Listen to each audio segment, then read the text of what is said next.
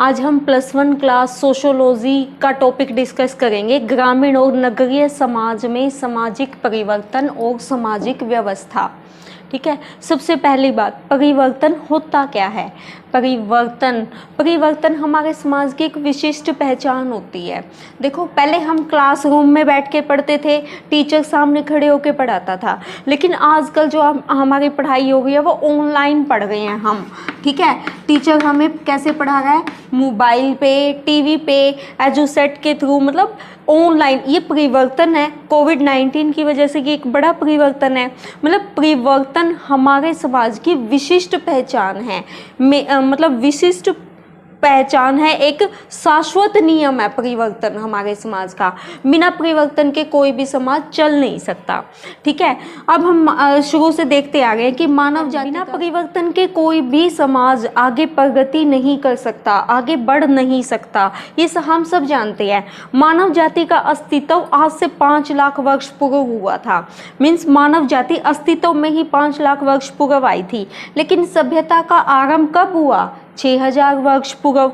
6000 वर्ष पहले ही हमने सभ्यता को देखा, 6000 वर्ष पूर्व से ही हमने सभ्यता को देखा है। लेकिन जो बड़े परिवर्तन आए हैं वो कब से आए हैं? 400 वर्ष से ही। और 400 में से भी ज़्यादा परिवर्तन कब हुए हैं? पिछले 100 वर्षों में। इन 100 वर्षों के अलावा हम एक चीज़ और जानते हैं कि लास्ट वाले, शुरू वाले 50 सालों में इतने परिवर्तन नहीं हुए जितने लास्ट वाले 50 सालों में हुए। और ये परिवर्तन ज़्यादा बड़े थे जो हमें आधुनिकता की ओर ले गए। मीन्स परिवर्तन अपने आप में किसी भी समाज के लिए बहुत बड़ी बात होती है, उसकी विशिष्ट पहचान होती है। बिना परिवर्तन के कोई भी आदमी अपने आप को प्रगति के रास्ते पर नहीं ले जा सकता। हर एक समाज में परिवर्तन होते हैं। परिवर्तन धीरे भी हो सकते हैं और तेजी से भी हो सकते हैं। ठीक है, मतलब परिवर्तन समाज की विशिष्ट पहचान है। मतलब पुरानी चीज की जगह नई चीज आना क्या कहलाता है? परिवर्तन। पुरानी चीज की जगह हम नई चीज को जब प्रयोग करने लग जाते हैं तो उसको परिवर्तन का नाम दिया गया है। देखो, गिडेंस ने अपनी बुक सोशियोलॉजी में बताया है, जिसका एक एडिशन 2004 में पब्लिश हुआ था। उसमें बताया है कि मानव की सभ्यता का आरंभ, मतलब मानव जाति का आरंभ तो 5 लाख वर्ष पूर्व हो गया था, लेकिन हमारे स्थायी जीवन की जो बुनियादी आवश्यकता है, कृषि, वो केवल 2000 वर्ष पुरानी है। आप सब जानते हैं कि आदि मानव के तौर पे मानव ने कहाँ पे जन्म लिया था? पृथ्वी पे। आदि मानव क्या करता था?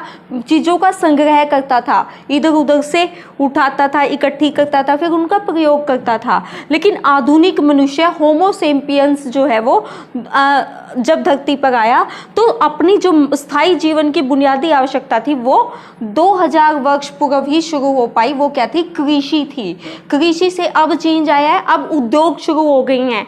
उद्योगों से अब तृतीय का क्षेत्र की सुविधाएं भी शुरू हो गई। देखो, परिवर्तन भी कई तरह का होता है। सामाजिक परिवर्तन होता है, आर्थिक परिवर्तन होता है, राजनीतिक परिवर्तन होता है, समाज के नियमों में, परंपराओं में चेंज सामाजिक परिवर्तन के अंतर्गत आता है। देखो, अब समाज के हमारे रीति रिवाजों में जब परिवर्तन आता है तो वो सामाजिक परिवर्तन कहलाता है। मतलब समाज के रहने के ढंग में, लोगों की बात करने के ढंग में, या उनका रहने का अस्तित्व किस ढंग तक चेंज हुआ है, किसी समाज की मेन विशेषता होती है सामाजिक परिवर्तन।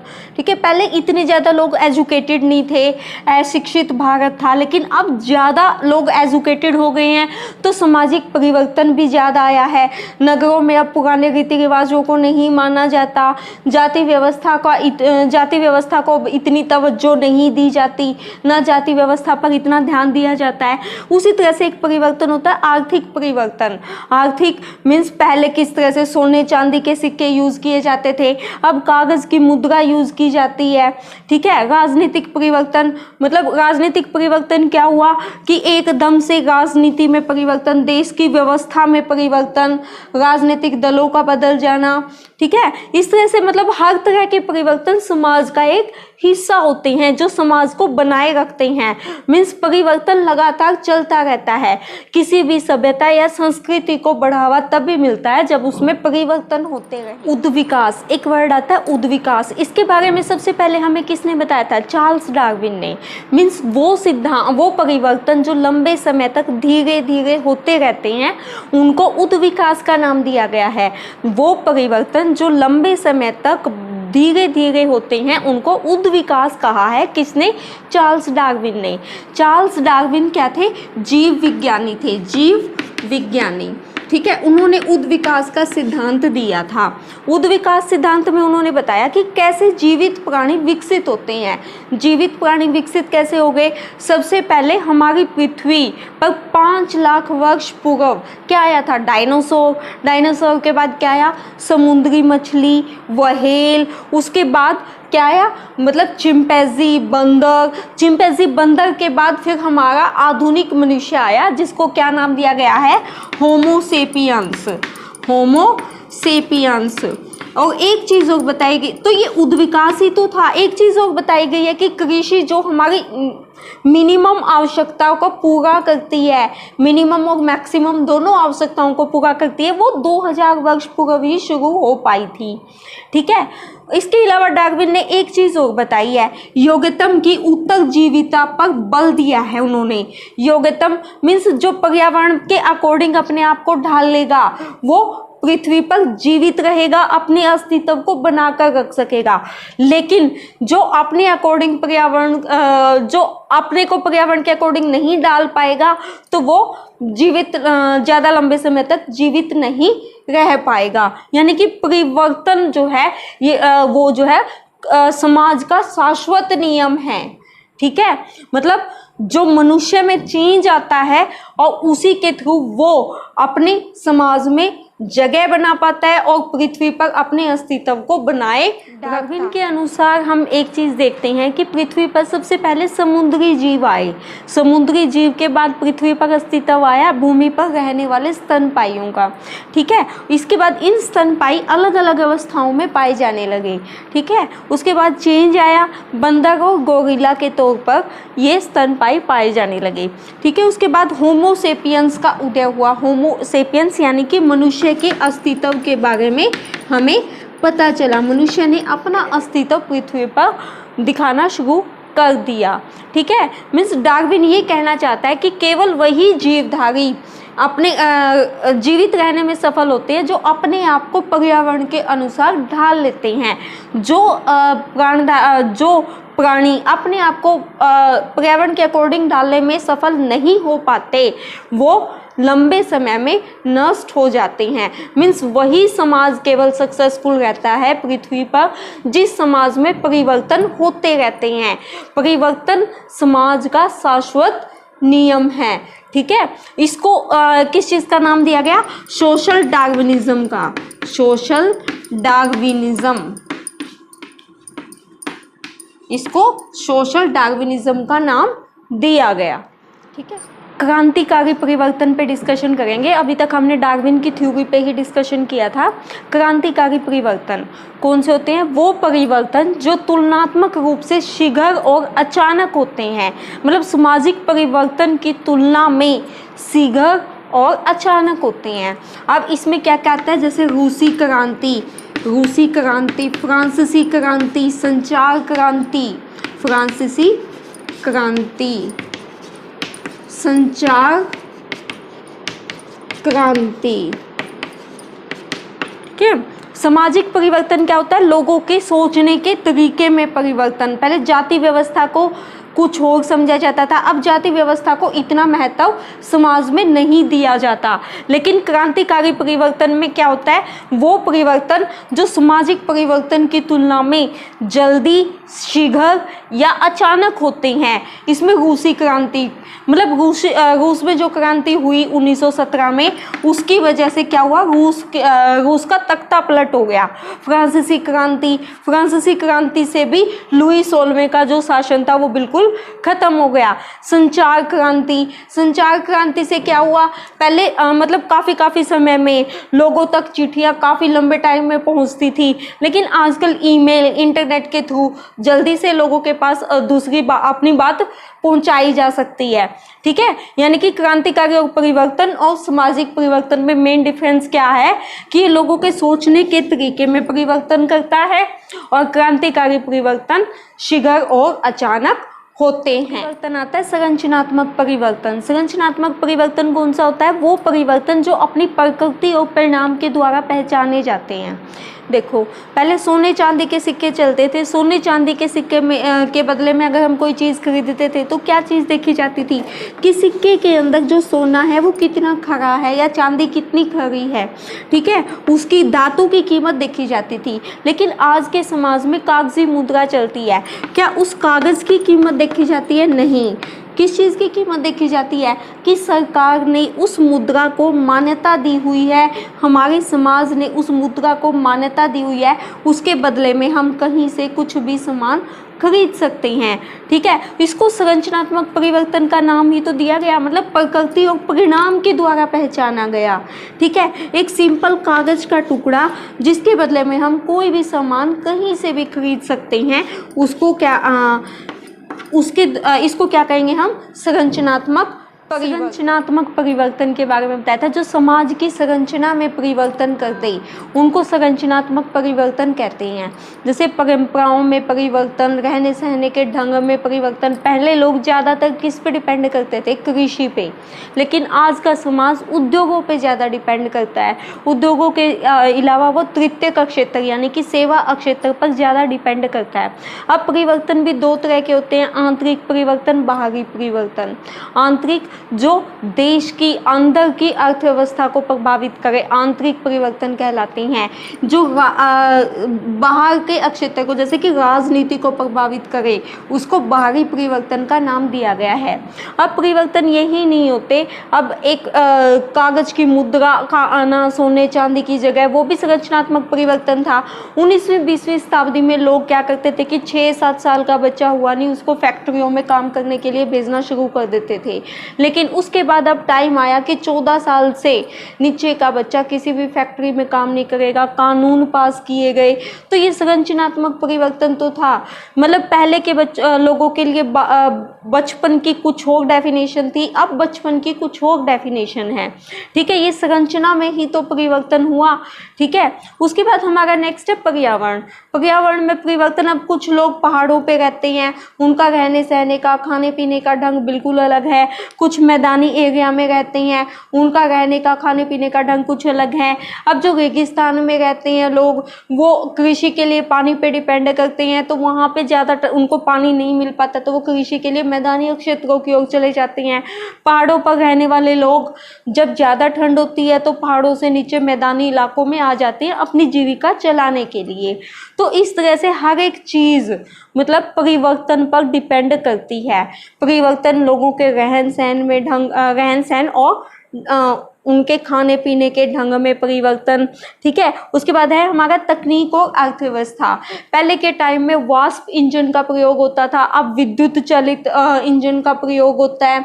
ठीक है, या पेट्रोल डीजल से चलने वाले इंजन का प्रयोग होता है। अब अर्थव्यवस्था में एकदम से कैसे परिवर्तन आता है, देखो अरब कंट्रीज में अगर मान लो एक नए तेल के कुएं की खोज होगी, तो जो जिसकी जगह है जहाँ पे वो तेल का कुआं मिला है, उन लोगों को फायदा होगा, उनकी जीविका परिवर्तित होगी। ठीक है, उनका रहने सहने का ढंग परिवर्तन होगा, तो देश की अर्थव्यवस्था पर भी फर्क पड़ेगा, प्रति व्यक्ति आय पर भी फर्क पड़ेगा। इस तरह से संरचनात्मक परिवर्तन जो है वो लगातार होते रहते हैं।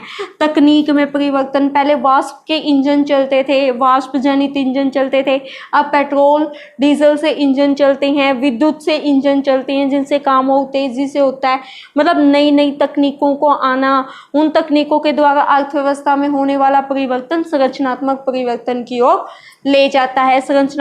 अब एक राजनीतिक परिवर्तन भी होता है। राजनीतिक परिवर्तन यानी कि किसी दूसरे देश से अचानक से युद्ध छिड़ जाना, अगर युद्ध छिड़ गया तो वहाँ की जनता पर इफेक्ट पड़ेगा ही पड़ेगा, वहाँ की सरकार पलटी खाएगी खाएगी।